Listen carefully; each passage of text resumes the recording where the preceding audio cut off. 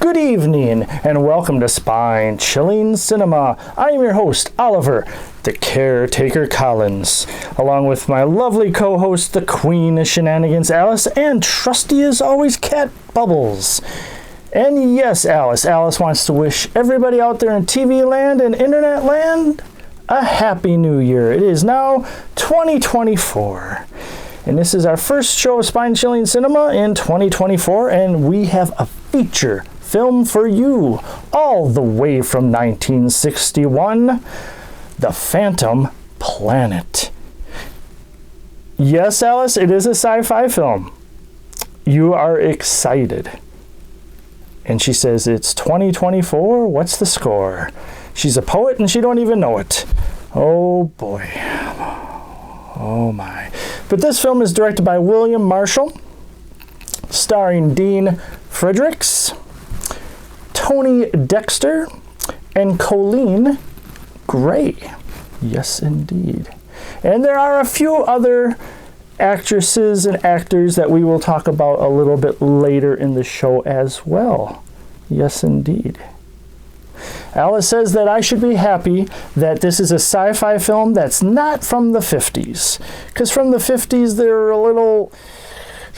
they didn't have much to work with. I'll be fair on that without going into detail. So we hope you had a great 2023 and an even better 2024. So without further ado, let us get to tonight's feature film from 1961. The Phantom Planet. 10, 9, all green, 8, 7, 6, 5, 4, 3, 2, 1, 0.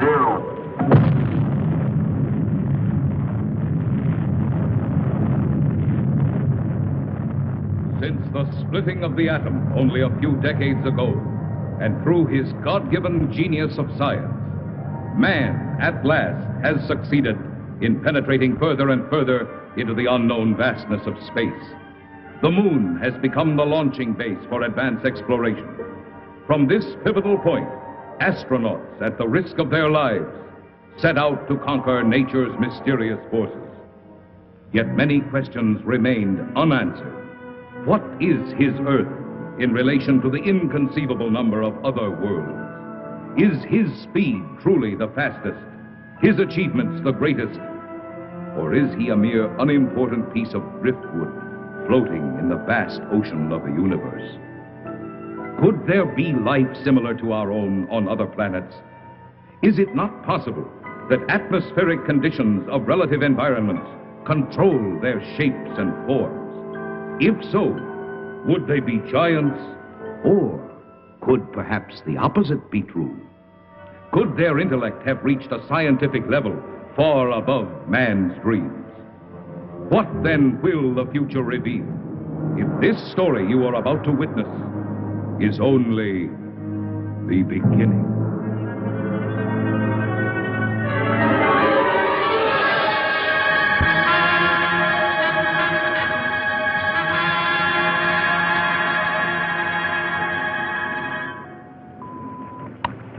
Log entry, Pegasus 3, March 16th, 1980. Captain Leonard, pilot, Lieutenant Webb, navigator. This is the 7th and last day of Space Reconnaissance Research, Flight 361, from United States Air Force Lunar Base 1. We are 21,000 miles from base, bearing at 270 degrees, 23 minutes. Azimuth at plus 46 degrees, 46 degrees, 50 minutes, ecliptic. On routine successive approximation by trajectory computer using data from the space position recorder. It's quiet and lonely out here. And frankly, we'll be happy to get back to that dreary old moon.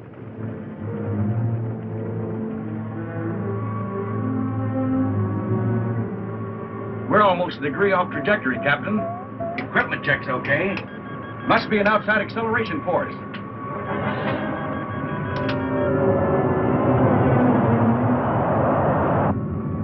Something approaching fast. I'm setting up auto-evasive pattern. A large planetoid object is on a direct collision course with us. We are under 11 G's exterior acceleration and have no control whatsoever.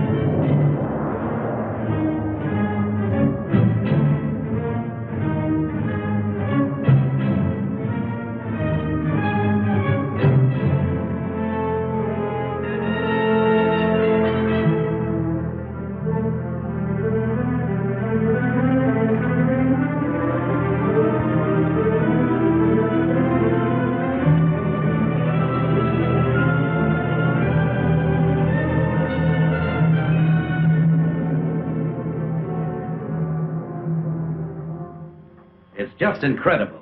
2 ships missing in less than a month. Nothing within thousands of miles of their position. And yet they crash into something that appears suddenly on our radar, big enough to be a planet. And then the next instant it disappears. It's against all theories of space. You get the same reports from bases 2 and 3? It appeared for a second or two, then vanished completely. A ship is on a routine flight. Controls, rockets, everything in order. And then all of a sudden... Yes? General Gibson for Colonel Mansfield from Earth Headquarters. Stand by. Colonel Lansfield. Mansfield, what's all the trouble up there? General, I can't tell you any more than what was in that report this morning. You're certain the rockets crashed? I am. We have their last log entry through our recording reproduction unit. Now, General, I've listened to it over and over. It tells what happened, but not how and why. What do you suggest? I don't know, General. No doubt the rocket's destroyed. We don't know what we're looking for. This mysterious planet seems to come and go at such speeds, it's impossible to track. Phantom planet, Lansfield. You're a little old to think that, aren't you? This is a capable base, General, run by capable men. Now, there's something out there that isn't supposed to be. All right, take it easy. Send another reconnaissance with Chapman. Chapman? I need him for the Mars project. If this phantom planet thing isn't cleared up, there won't be any Mars project. Send him. Yes, sir. Ask Chapman to report. Yes, sir. Captain Chapman, report to the Colonel.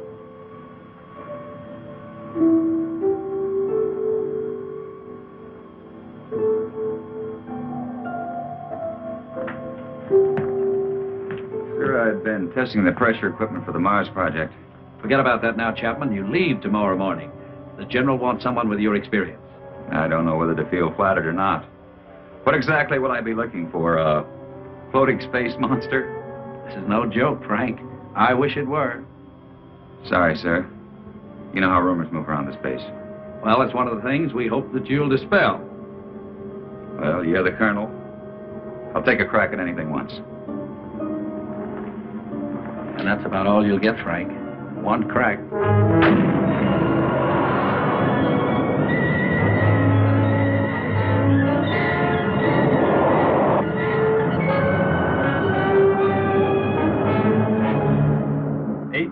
Miles out at 270 degrees azimuth and 47 degrees ecliptic. Speed 4.6 miles per second. Check. Computer guidance on. Stability course on. Directional rockets port off. Directional rocket starboard off. Set to automatic. Check. That does it, Captain. We can relax a bit now. Takeoff's always the same. My heart pounds like a sledgehammer. Yeah, mine too. How about the screen?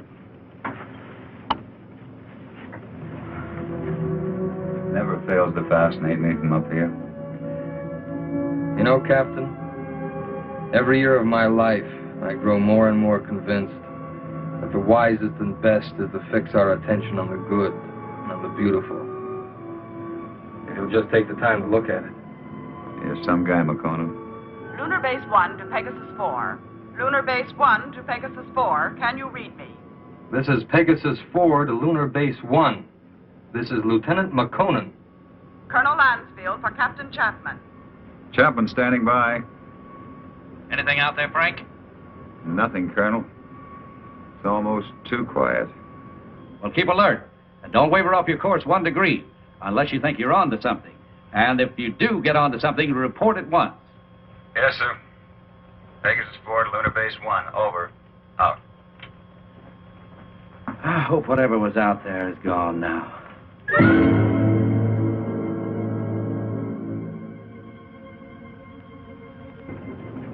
What's our elapsed time from base? 14 hours, 22 minutes, and 30 seconds. You could stay up here another 14 hours and still see nothing. Even 1,400 hours.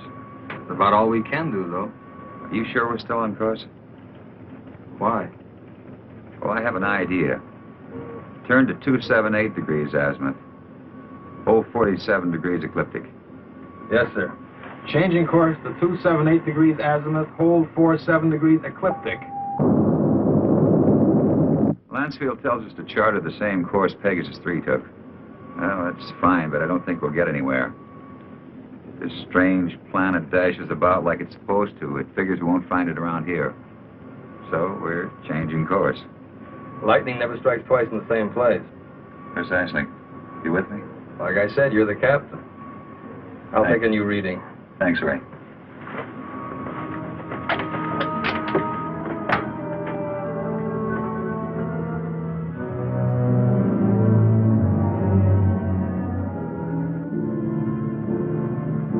You could go nuts out here just waiting for something to happen.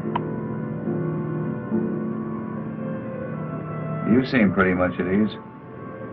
Well, I figure it's just the same as fishing. Gotta be patient and wait. Electrostatic meters going haywire. Lunar Base 1 to Pegasus 4. Can you read me? Over. Pegasus 4 to Lunar Base 1. We read you. Over. You are completely off course, Pegasus 4. Check your position immediately. E-computer and spectrometer out. Pegasus 4 to Lunar Base 1. We are aware of being off course. Cannot explain at present. We are entering a heavy magnetic field. Several instruments are out, and I'm afraid others are going. Give us our exact position. Over. Pegasus 4, you're... Cannot hear you, Lunar Base 1. Over. Changing to the manual control. Meteor.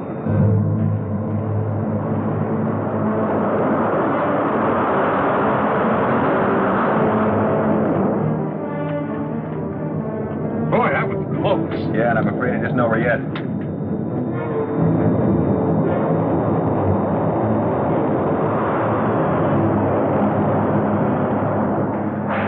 closing course with them. Screen 1's fading fast. What about the infrared detector? That's out too. The thing we can do is turn it 90 degrees to the shower's path. More meteors are coming. It's our only chance. That will be to 311 degrees azimuth and minus 12 degrees ecliptic. Here they come. This is it.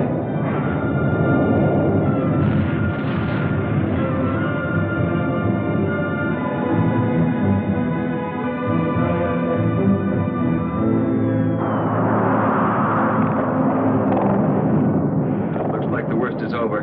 Don't see a lot of spots. Now, those are ionized trails. They'll persist for a while. Well, let's hope for no stragglers. With these instruments out, there won't be any way to tell if they're coming from another direction. Trick now is to get back to the moon. I think we'll make it. Yeah. Okay, Ray, let's go through a type B check. Right. Cabin pressure. 20 coming up. Retroport.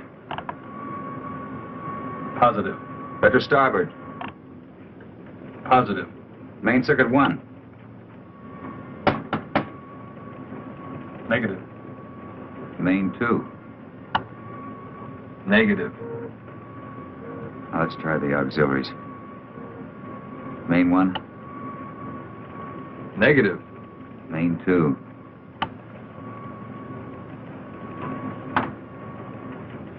That's not in the circuits. You know, the meteors must have smacked into the propulsion elements. Feed lines. Yeah, we're lucky. Well, there's only one way to find out. Looks like it. You know, there's one thing sure. What's that? They knew what they were doing when they forced us to go through those space drills dozens of times. If I remember correctly, you had a different opinion. Hey, don't rub it in.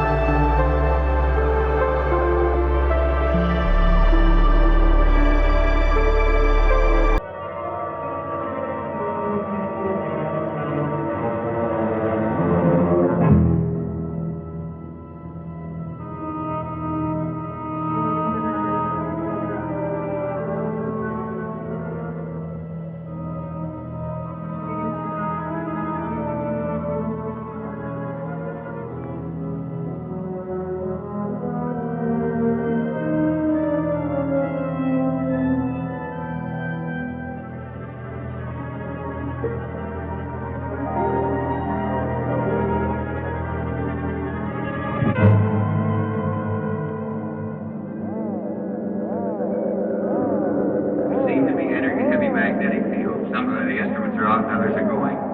Meteor. You are completely on course, Pegasus 4. Check your position immediately. Lunar Base 1 to Pegasus 4. Can you read me? Frank, your airline's broken. Navigator McConan. Ray? Lieutenant McConan. I'm going to try to land. What exactly will I be looking for? A floating space monster? No joke, Chapman. I wish it were.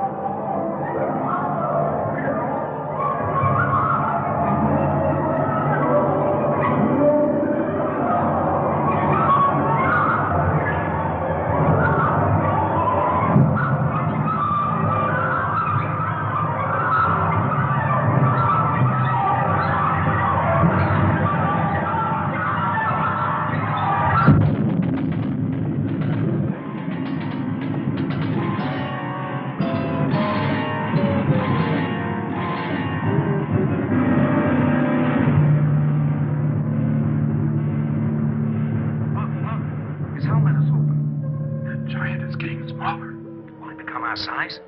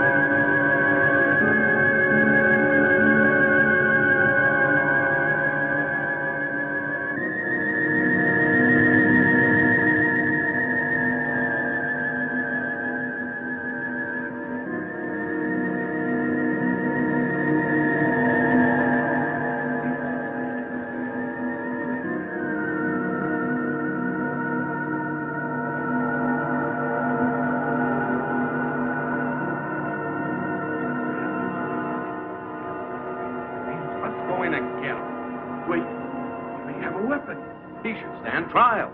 We must take him to Cecil.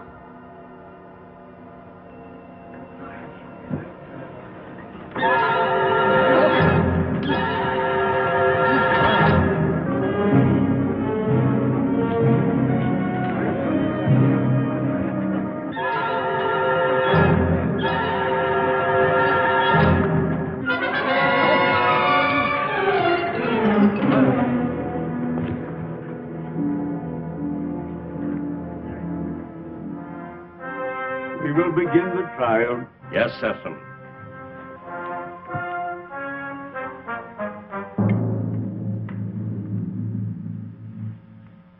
Thank you, Cecil. Bring in the jurors.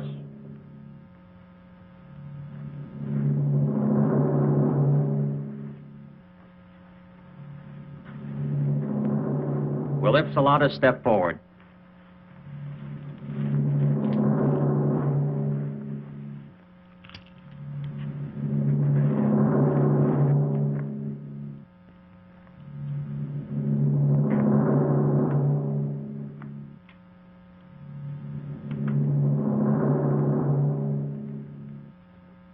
Call the prisoner.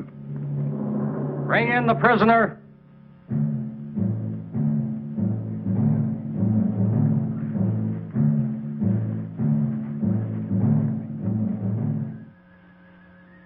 Stand here, in front of our leader and our judge.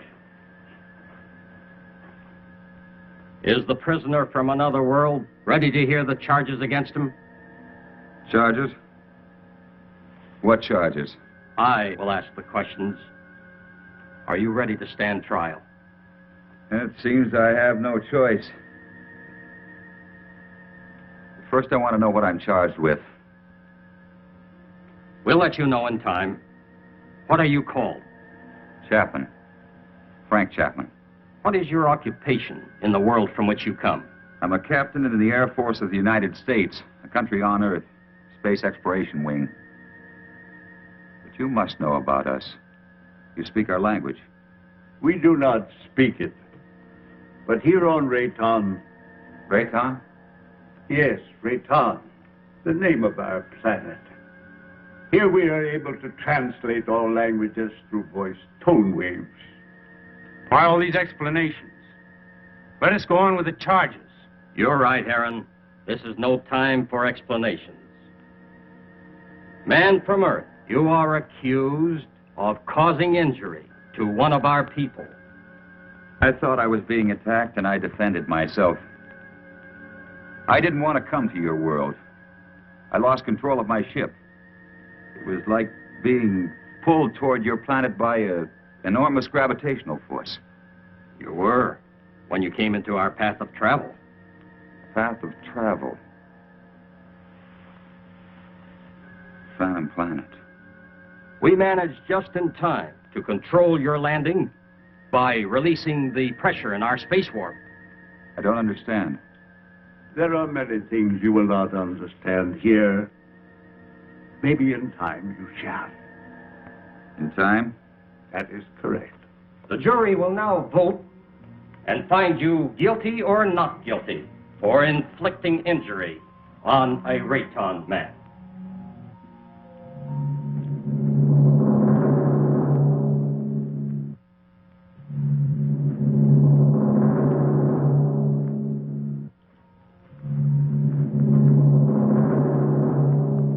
The verdict, Judge.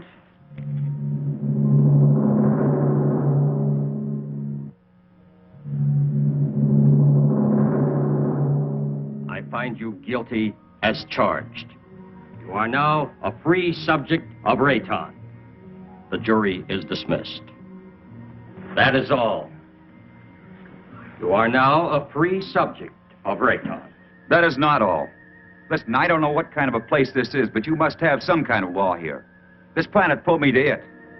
I didn't come here by choice. But being here, you cannot be permitted to leave. We must keep our security at any cost. So, I must pronounce you guilty. No penalties will be lodged against you. But you must become a subject of Rayton. Trial is concluded. Nothing is concluded. What is this? First I'm found guilty of something that's not my fault, and then I'm set free. Well, free to go where? Back to my world 6 inches tall? Don't worry. No harm will come to you. I'm Liara, Sesam's daughter. I'll show you to your quarters. Well, come. We'll talk on the way.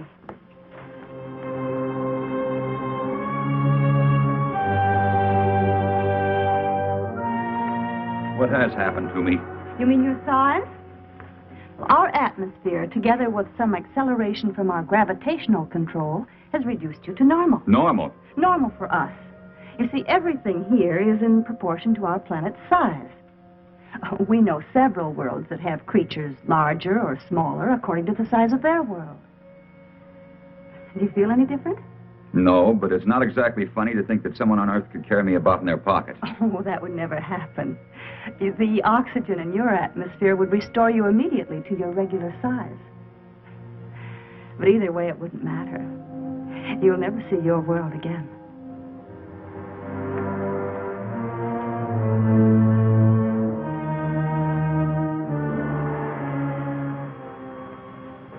Nothing yet. No, sir. No contact for 2 days. I'll wait another 24 hours. Then, with or without orders, I'm sending out a search party. You wanted to see me? Yes. Will you excuse me?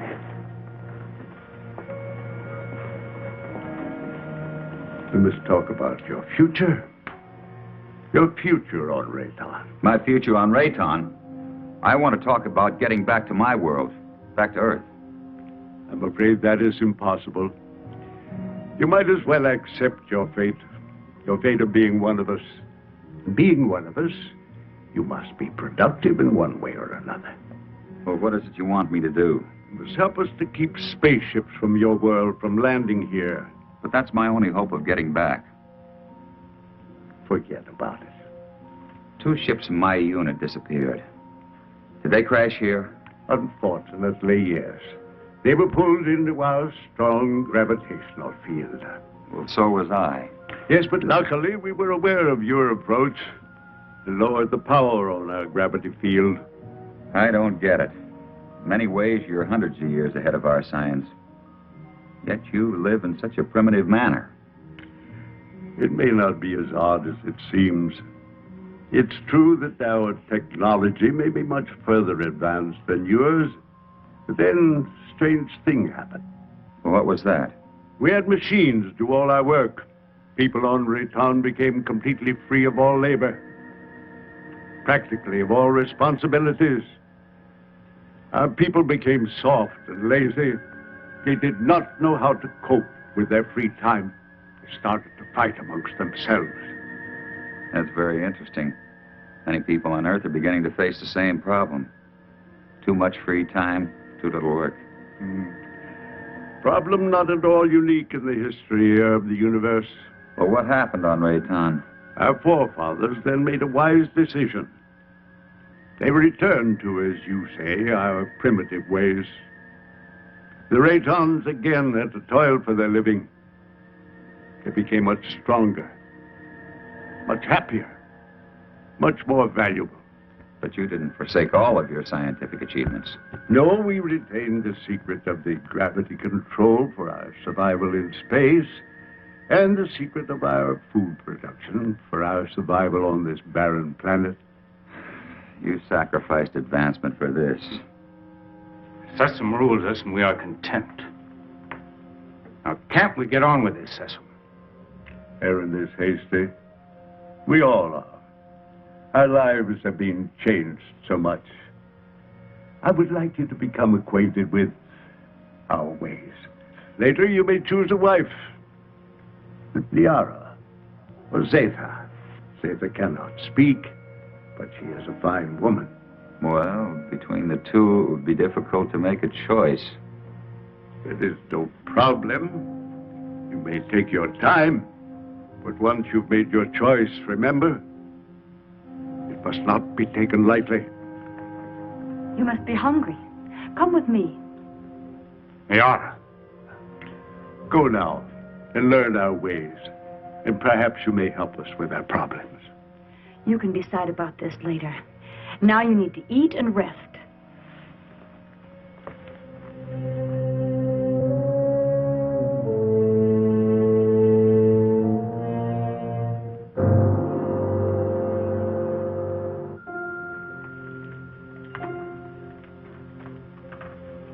This is good. What is it? Well, I think it's the equivalent of your breadfruit. We made it chemically for you since nothing grows here on this planet. Oh, here. Drink this. It's good for you and it'll help to make you rest. You need it. You say nothing grows here. Well, then how do you exist? Well, our bodies are so constructed that we need very little food because of the air we breathe. Feeling better now? I hope so. Yes. But I'd like to get out of here. You're a strange one, Frank Chapman. I'm a strange one. What about everybody else? And don't call me Frank Chapman. My name is Frank Chapman. 2 words. Yes. Frank Chapman. Oh, I'm Sorry, I didn't mean to be so rough. It's just that, well, this is so new to me. You know what I'd like to do if I had a choice? What? I'd like to return to my ship. Well, that's impossible. Then you see, I'm still a prisoner. Not at all. You're free to go anywhere here on Rayton. Except to my ship. Your rocket is no longer on this planet. It was sent off last night while you were sleeping.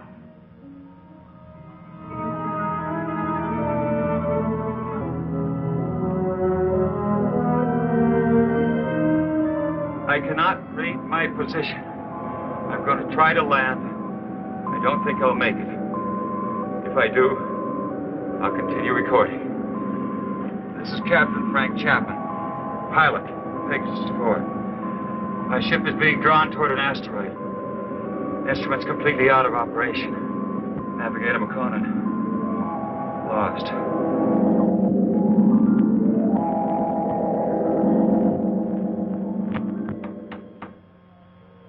Sir, unidentified object on screen. This must be Chapman's ship, Colonel. Certainly has all the indications and all the characteristics of a spaceship. And no other unit of ours is scheduled for flight in this area. Any contact? None, Colonel. Just static. His auto-emergency transmitter should be on full blast. I'm tuned to all Pegasus frequencies, sir. So are the automatic relays on Earth. Good. This must be Chapman's ship. What else can it be? Captain Beecher and Lieutenant White are to report to the briefing room immediately and stand by for takeoff. Now report immediately any news or anything unusual on your radio and radar relays. Yes, Colonel.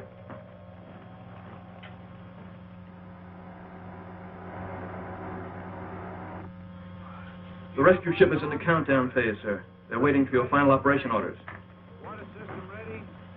Put me through to the captain of the rescue ship on launching. Beecher, this is Lansfield. Yes, Colonel. Beecher, your final instructions are being teletyped on your recorders. Yes, sir. As you know, something unusual must have happened to Chapman and McConan. And I don't mind telling you that it's of greatest importance to space travel that we find out exactly what happened to these two men.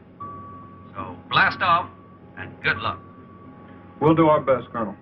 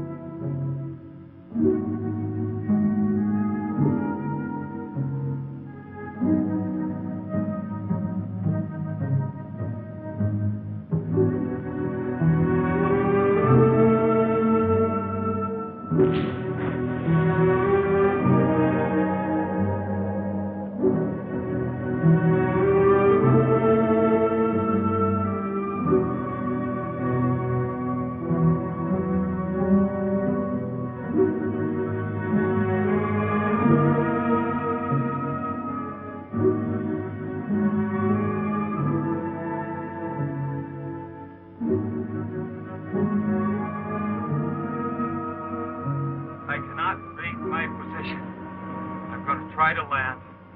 I don't think I'll make it. If I do, I'll continue recording. This is Captain Frank Chapman, pilot, Pegasus 4.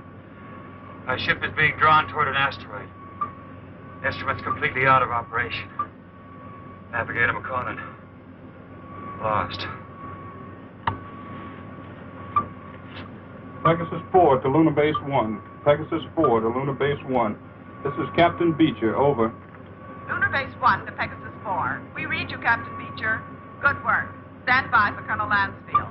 Beecher, how are they? They're not. I mean, there's no one on board. There isn't a sign of life. Two men just don't get up and walk off a rocket in the middle of space? No, sir. Then what the devil? Chapman recorded a final message, sir, but it doesn't make sense. Our referral units are picking it up. We're examining it. Can you bring her in? I'll have to check out the instruments, but I think so. All right, give it a try. White can bring your ship in. Yes, sir. And Beecher. Yes, sir. Good luck.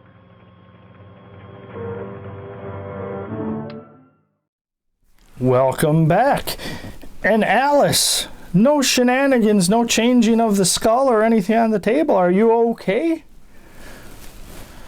Oh, true. Alice says there's a long way to go in 2024. True. This must be kind of like my late Christmas present, because she didn't get me anything. But anyways, this film, Alice, not too shabby so far, I would say. The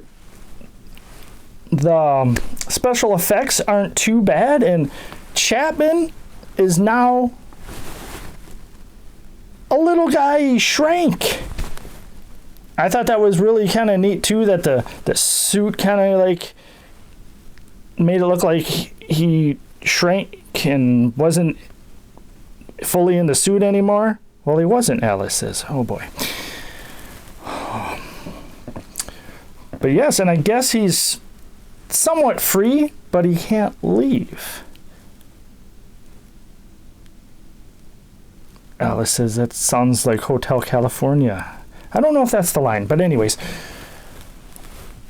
So far, not half bad of a sci-fi film. Oh yes. Alice wants to say Liara is being a little too upfront and strong on her liking of Chapman. You have to be smooth and play a little hard to get. Alice says she knows all about the dating game. Oh boy. And yes, I agree with that. Alice said, although she thinks Zeta or Zete, the woman that is mute, is way more beautiful. Anyways, I would have to agree, Alice. I would have to agree. Alice says, is this why you like this movie? Hey, I'm not saying that's the reason, but you've liked movies because of one actor or another. She says, you got me there. Oh boy. And yes, we both liked the narration. Yes, indeed. I believe that's Marvin Miller that did that. Oh, yes. You did a little research on this film, but like myself, you didn't watch it yet. We're watching it now. Richard Kiel will be in this film. He hasn't been yet, and I'm not going to give any spoilers, but he will be in the film, and this will be the first film he had ever been in. Yes, indeed. Okay, so with that, let us get to the conclusion of this film. We'll see if somehow Chapman escapes or if he gets saved. We shall see, we shall see. So without further ado, to the second half of tonight's feature film from 1961. The Phantom Planet.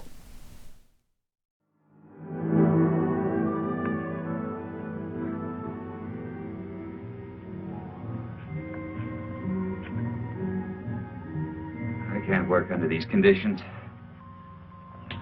I must know more about the directional flight machine. When the time comes. Well, the time has come. I want to speak to Sesson. And right now. Very well.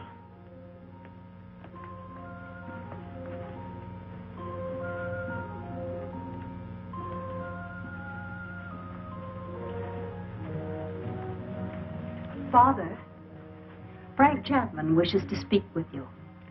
Do you want to talk about Liara? That isn't what I came here to discuss. My work has reached a stage and I need to know more about your gravity control. It is too soon. Now, how do we know he's not a spy for the Solarites? You are too distrusting, Heron. All right. You may see it.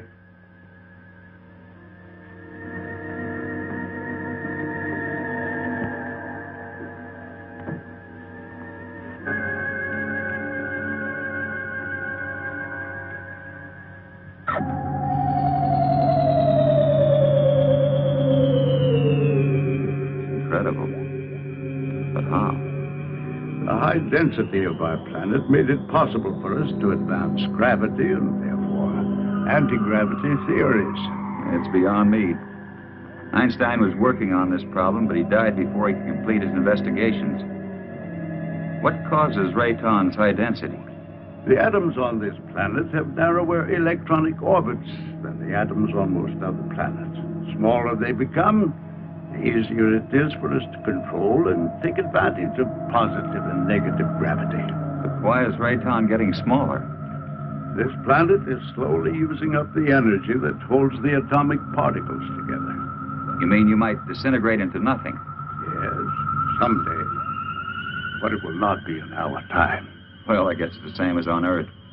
We don't seem to worry that our sun might be cooling off in many millions of years. The danger for us is that sudden bursts of concentrated heat directed on our Rayton might suddenly speed up the process of time. You think that's possible? We have enemies who want our knowledge of gravity and who know our weakness. You're expecting an attack? When you have enemies, you always expect an attack.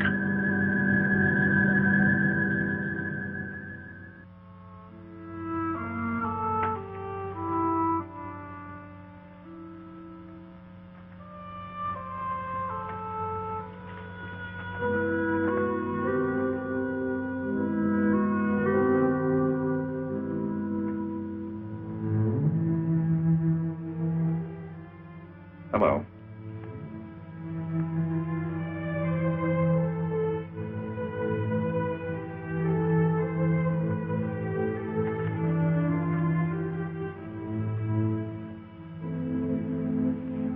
I'm going to take a walk. Will you join me? Come on.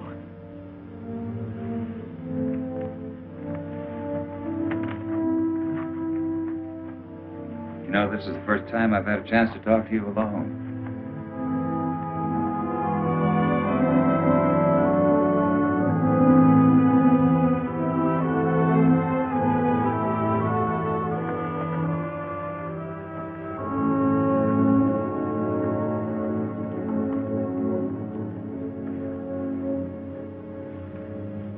How is it you're more different than the others? I don't mean you're sour inside. I mean, you're warmer, more sensitive. That wasn't really a question, because I know you can't answer. I just wanted you to know how I feel. It's a strange world.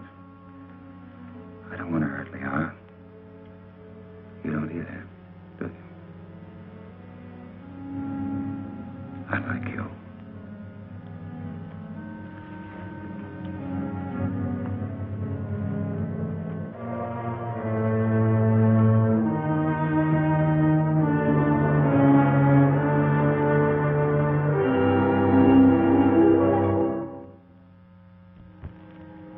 I have charges to make against the Earthman Chapman.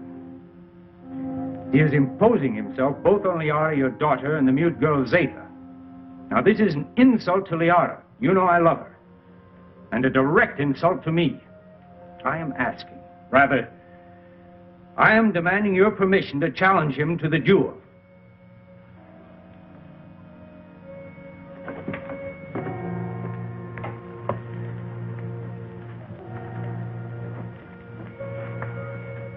You sent for me? Yes. I have reports about you that are not good. That you're causing much trouble. What am I supposed to have done now? You are forcing your attentions on Liara, and then on the mute girl Zeta. That's not true. Why don't you ask them? He lies. Silence. Is it true? Has he forced himself or his attentions upon you? Why would she admit it? Perhaps she's afraid of him. Being mute, she's unable to defend herself. Maybe she's protecting me. Listen, I'm not going to be put on trial or questioned by you or anyone else for something I haven't done. You know, buddy, I don't like you. Maybe it's a carryover from Earth and not good taste, but I'd like to hang one on you. Chapman, Aaron has challenged you to the duel of Rayton. Do you accept his challenge? A duel for what? What kind of a duel? This guy doesn't look very honest to me. A duel of bravery. You know, Mr. Sessom, maybe this duel business is a good idea. Might clear the air a little. So how do we go about it?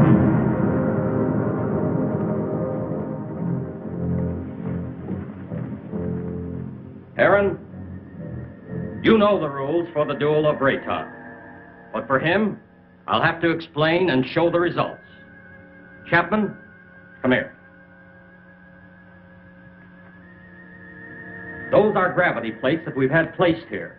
Their intensity is so high that any object or any person placed on any one of them would immediately disintegrate. Here, let me show you.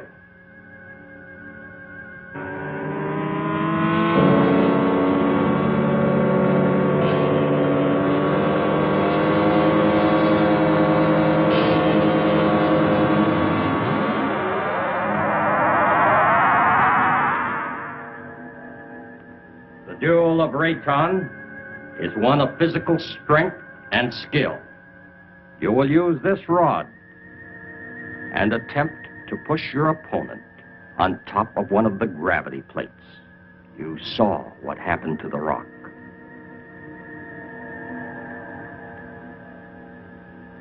Get ready.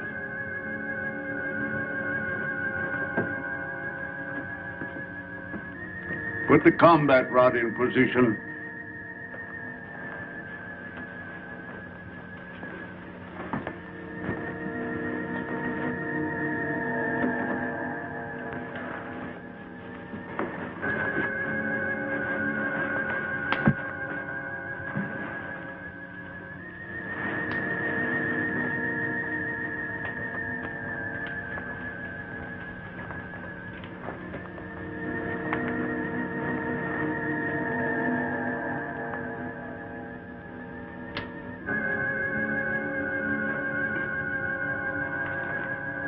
At my signal, you will start the duel. There can be no quarter called and no quarter given. The fate of the victim is in the hands of the victor. The moment has come. At my light signal, you will proceed.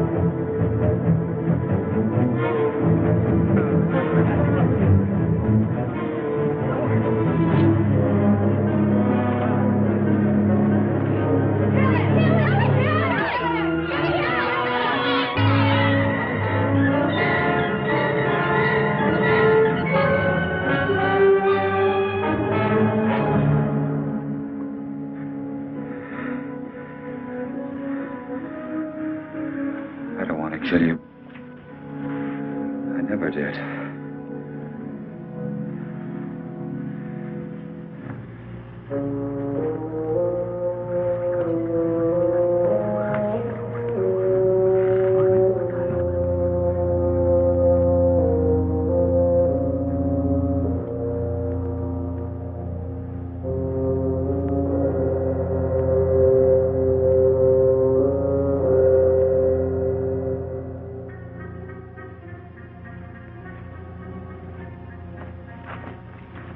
Why didn't you kill him? I didn't want to. I don't believe in it. In this case, killing him would have accomplished nothing. But Heron wouldn't have shown you mercy. He'd have killed you because he wants me. But I don't love him. I love you. If you'd felt anything for either one of us, you could have stopped this duel. What? You know what I think? I think you were waiting to see which one of us won and then take the one that was left over. What? No, Liara, I don't love you. I don't even know if I like you. But let me tell you this. You can't make someone love you. It's got to come naturally. You can't force it, you can't command it. If you do that, you'll never find it. Well, this whole thing is like a nightmare to me. I miss my people. Well, I've got to make some attempt to get back.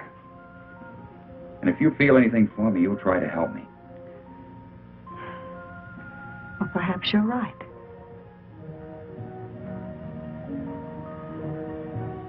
Maybe I can help you.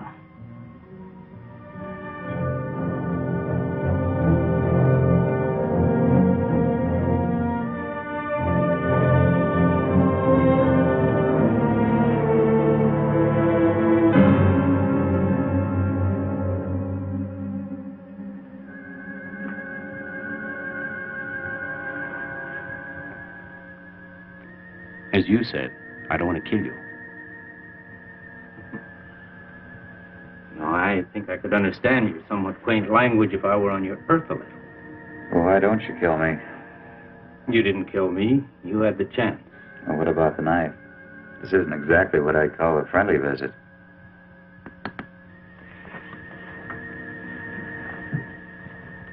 You help me.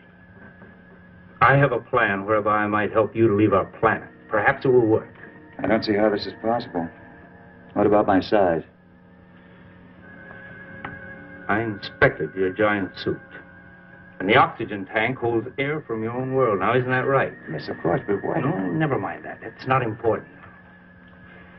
You see, the whole plan is based on the theory that your people are searching for you. Now, I must get you back before they attempt to find you here. I know they've been searching and will eventually zero in on this planet. I think I can get you back in time. Yes, but you're doing this because of Liara, aren't you? Yes, I am. I'm in love with her. I don't think she loves me yet, but perhaps with you gone, she will see things in a more realistic light in time. Well, how can we get my suit into the open? I have some men I can trust. Assassin? No. You must never know. Otherwise, we both will be put to death. 2 nights a week, I'm alone. In complete charge of the Master Control Center. Can one man handle it? Yes.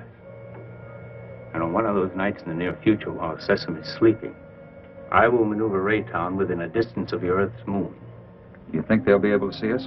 Precisely. They will investigate and find you.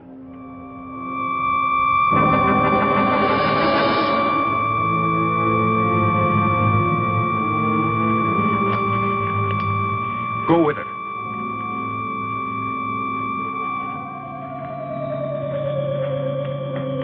What is this? What's happening? The siren means we're being attacked. Attacked by whom? Attacked by whom? The Solarites. We've been here too long. They've discovered our position. Who are the Solarites? I've no time to explain. I must help Sesame. What will this do to our plans? We must fight this off or no one will have any plans. Is everyone underground? Yes. Let me go.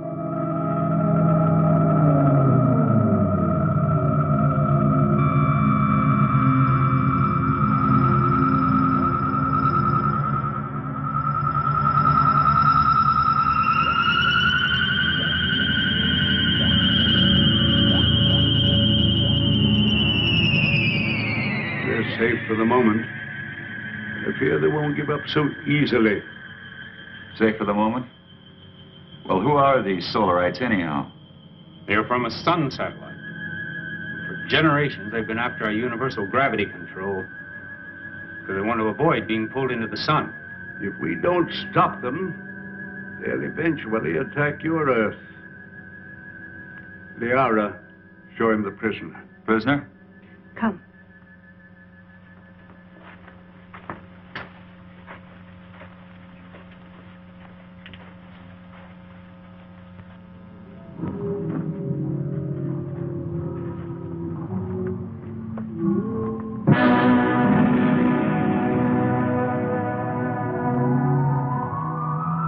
That's a Solarite. Yes. He was captured during the last war. The only one of their monsters that didn't die in the attack. When did this attack take place? Several years ago, when Zatha was a little girl. That's when she lost her voice. What makes those rocks disintegrate? It's as if they were hitting some invisible wall. That's exactly what it is. The monster is so strong that he can smash any ordinary structure. Now, what you call an invisible wall is really another way that we use our gravitational control. Now, by using a high magnetic field, we can lock molecules so closely together that they form a solid wall. Make a big hit at MIT. Where? One of Earth's more advanced centers of learning. I only hope your wall will hold him in check. Yes. He could kill us all if he escaped. Life on other planets. We were always wondering if ours was the only one so blessed. There are many inhabited worlds, but only these fire people bother us.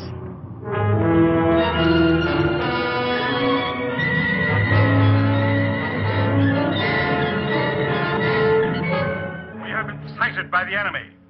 They are forming a concentrated attack pattern 6, vernier index 1-2. At 6? They never attacked on that one before.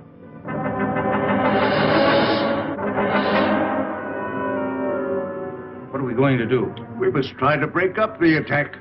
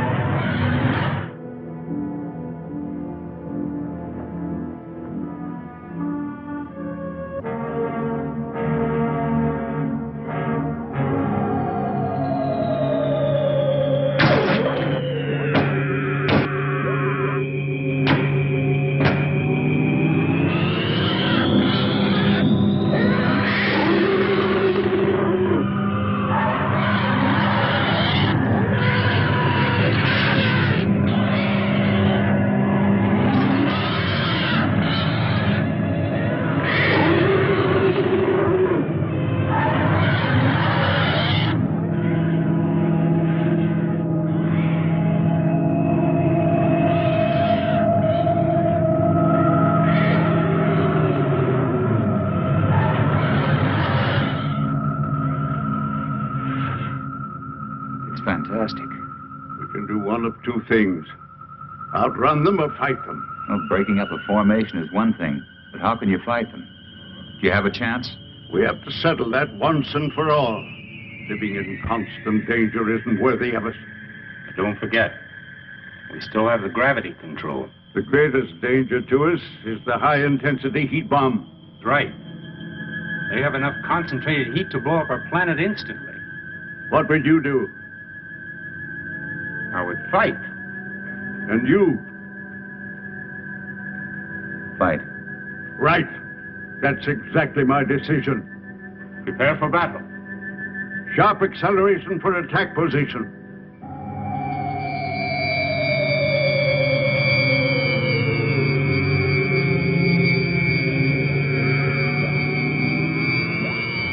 Maneuver so that we face the enemy when they attack.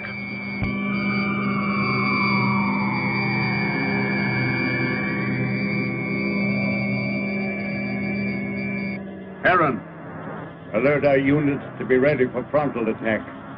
All units, prepare for frontal attack.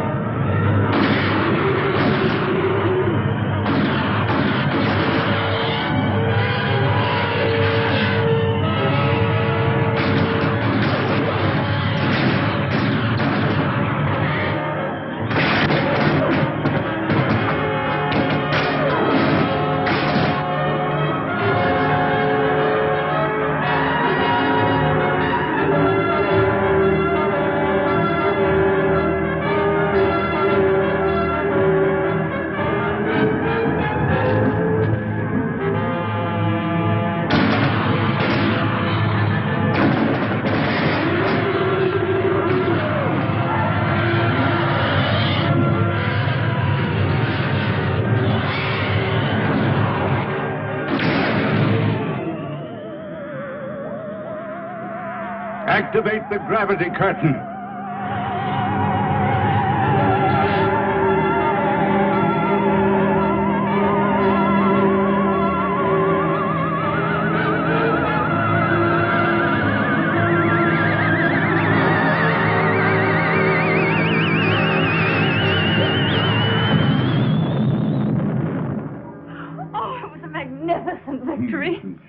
But I'm deeply plagued with regret when I'm forced to destroy. If it wasn't them, it would have been you. Perhaps you are right. You're wise, Chapman. One day you and Harold will lead our people. Well, I'm honored and grateful, I but... will teach him all he needs to know.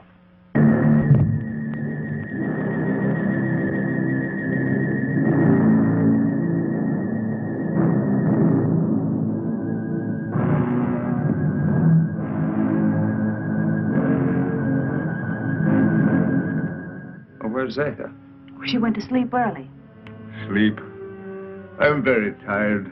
Perhaps the battle was too much of a strain on me. Good night. Good Sleep night, well, Father. Stefan.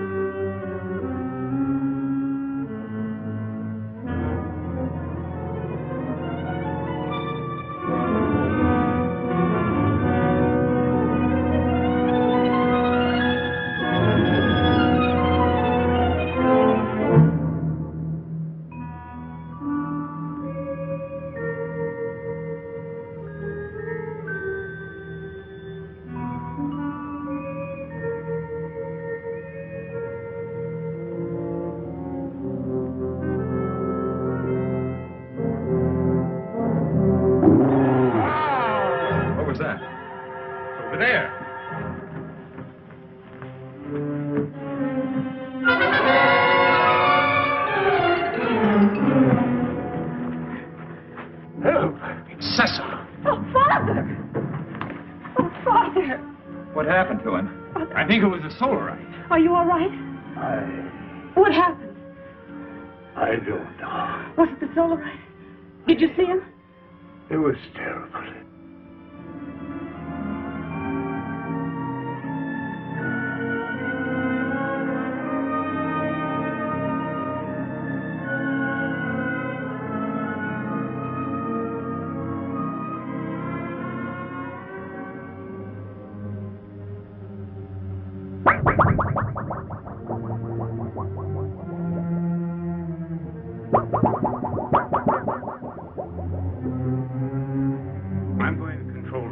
you stay with Liara.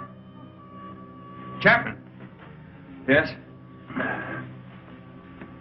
Go through that corridor. It's shorter. Hi. But be careful. I'll be all right.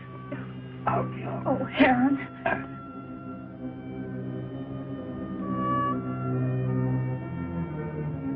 Zatha, are you all right?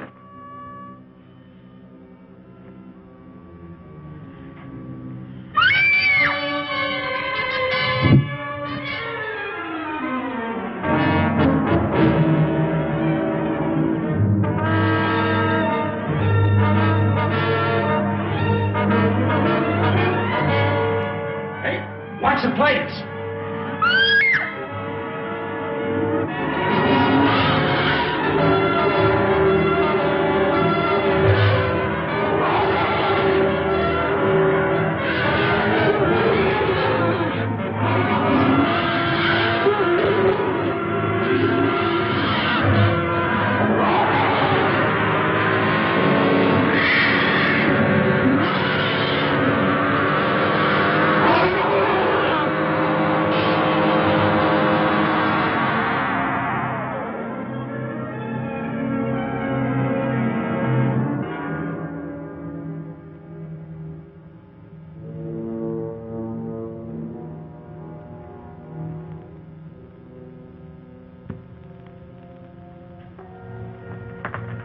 How's Sessom? It will be all right. Liara's with him. I'm glad. You still wish to return to your world? Yes, but... Well, then tonight's the best time. See, the chaos of battle has brought us closer to your moon than we've ever been.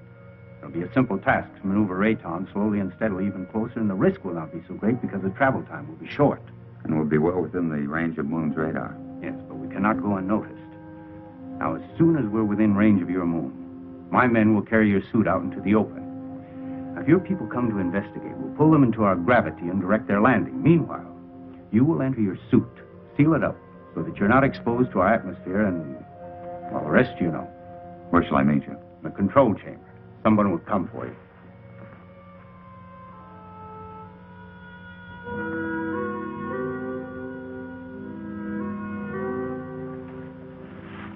Zatha.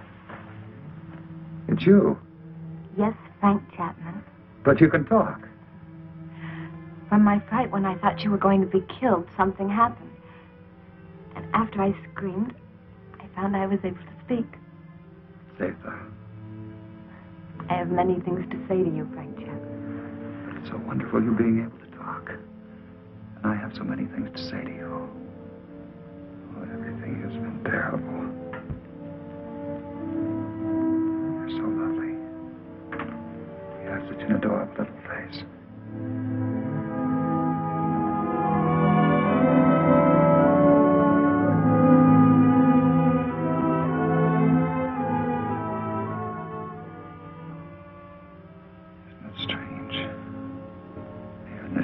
I've found perhaps what I've been looking for all my life. And I must leave. Although everything within me wants to stay. It's my solemn duty to leave. You understand that, don't you? Frank Chapman, I've been in love with you since the first time I saw you. And I've never been able to speak a word of it until now. As I know, my love for you is so strong. So, I also know that you will leave. I must leave.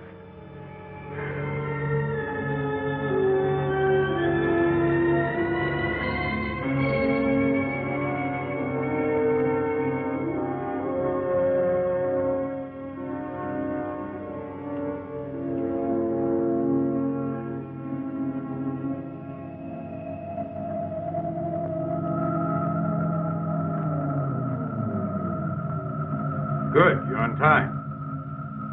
Here we go. Another hour and we shall be close enough for you to be found.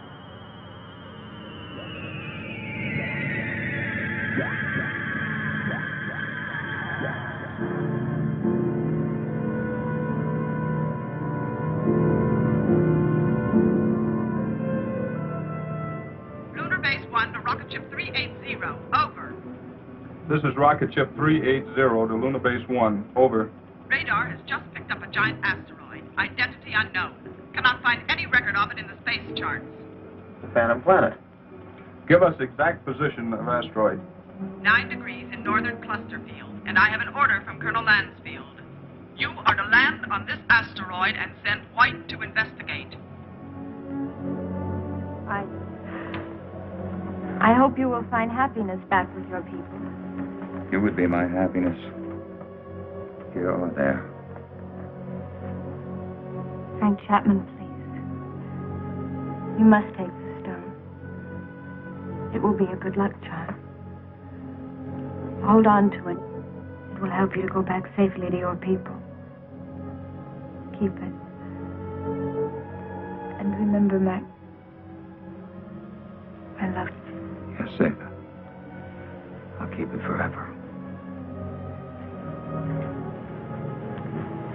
Just confirmed it. A rocket similar to yours is heading in our direction. I hope it won't crash. Don't worry. I have the best men on gravitation control. And I have another man who's coming to help me turn on the oxygen tanks as soon as you're in your suit. Thank you, Han. You know, we've become friends here. Good friends. We would have become friends anywhere.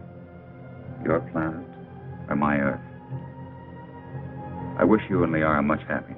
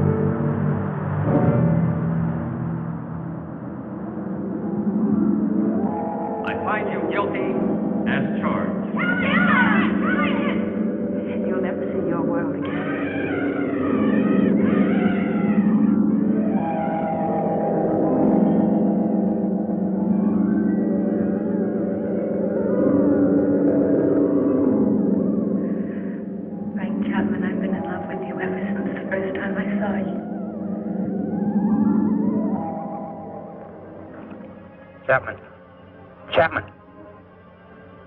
White to Beecher. Come in, White. I found Chapman. He's alive. But there's no trace of McConan. Where's McConan? He's dead. He's gone.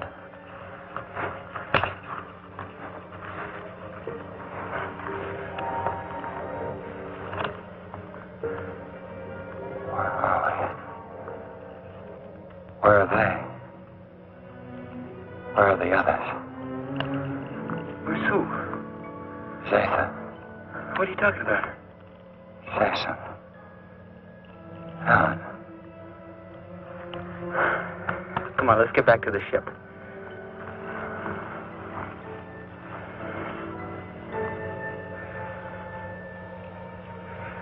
White to Beecher. I'm bringing him in. He seems to be all right. He said McConan is dead. He keeps talking about other people. I think he's in a state of shock. Do you need assistance? No, Captain, I can handle him alone. You know, Frank, you're a lucky guy.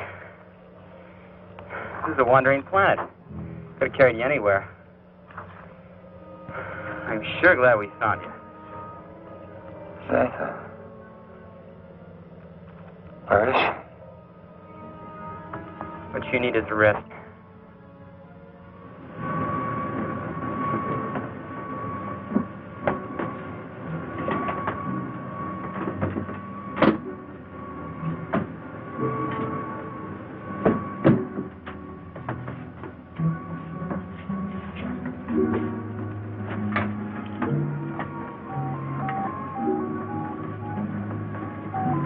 Prepare for immediate takeoff.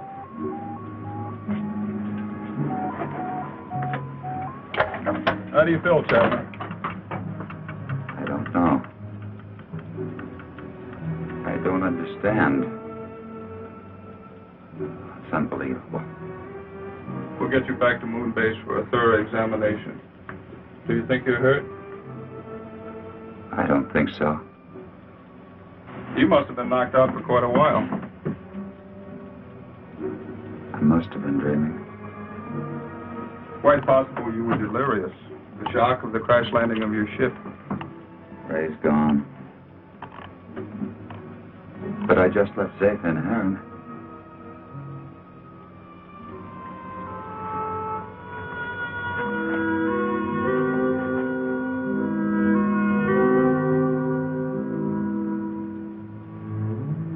She had such an adorable little face.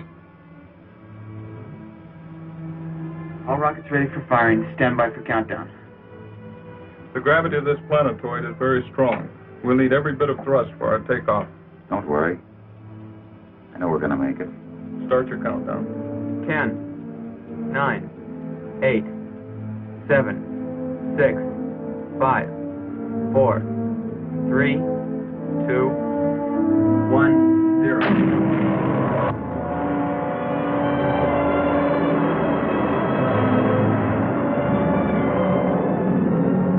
Cut off power.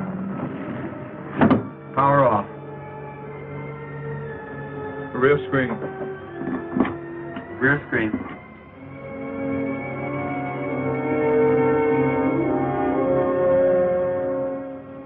No, now they'll never believe me. Even with this, they'll never believe me.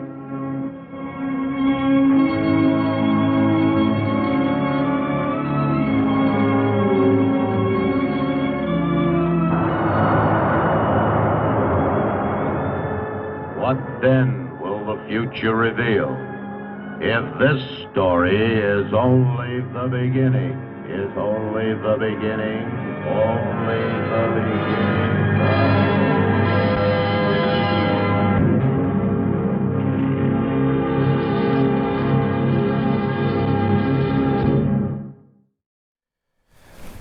Bittersweet ending to the film, Alice.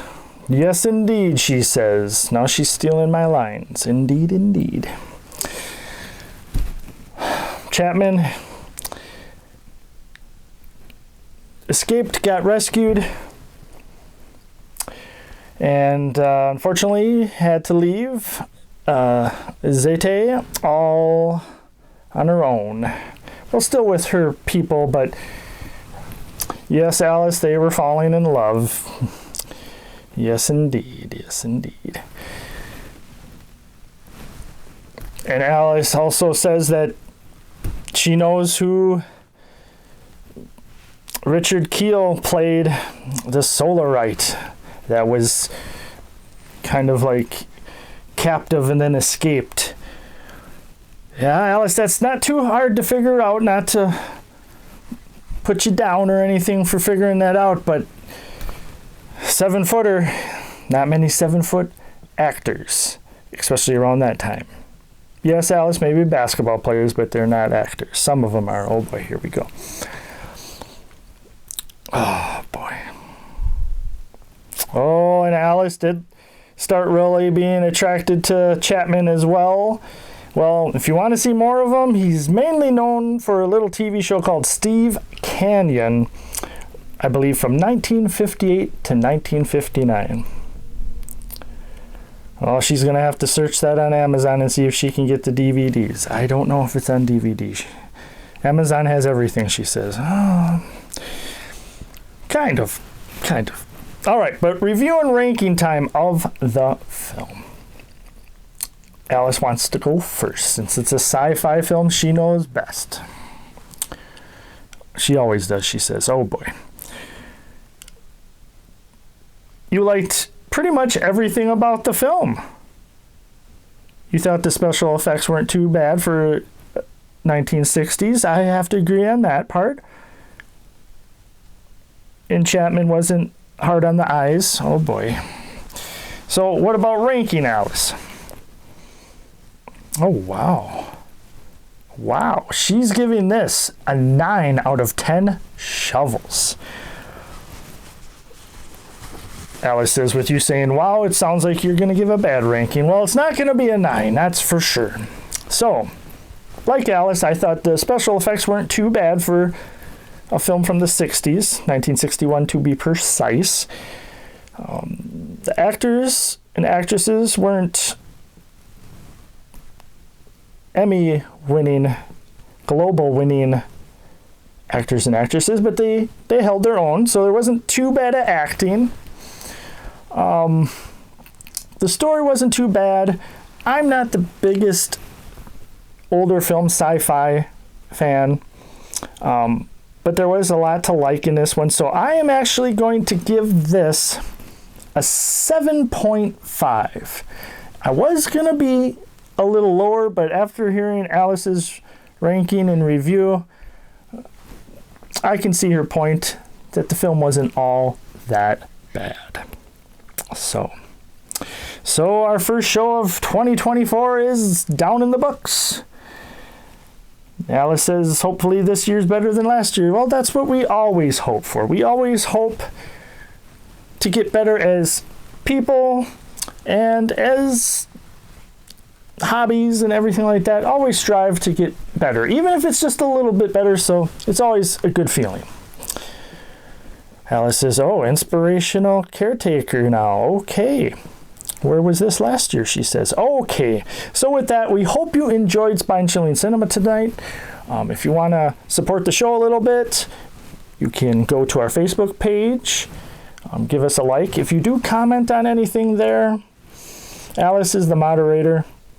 Alice says she's the moderator over everything with this show. Okay. So I can't guarantee really anything with her being the moderator. So, not even your safety. But we're not going to go there. All right, so we have come to the end of the show, and we hope that you enjoyed the show. And as always, Alice is like, can't you change your catchphrase? Well, you know what? You try to come up with one. Or maybe the fans can. Maybe. I don't know. Family show. But as always, until next time, and happy and fulfilling 2024 for you. As always, we cannot wait to see you again.